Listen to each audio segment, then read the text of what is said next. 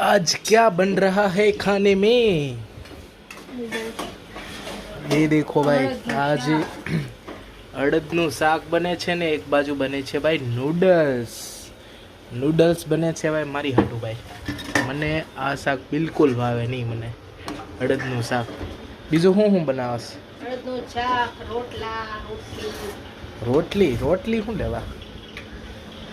રોટલી ભાભી બનાવે છે નૂડલ્સ અને મમ્મી બનાવે છે શાક ભાઈ. અને વિહુબેન સૂઈ ગયા છે ઓલી રૂમમાં મસ્તના. માંડ હુતી કારુની રોતી હતી ભાઈ. દેખો हाँ हाथ देखो जग रही है मेरे को, देखो हाथ हिला रही है भाई, देखो.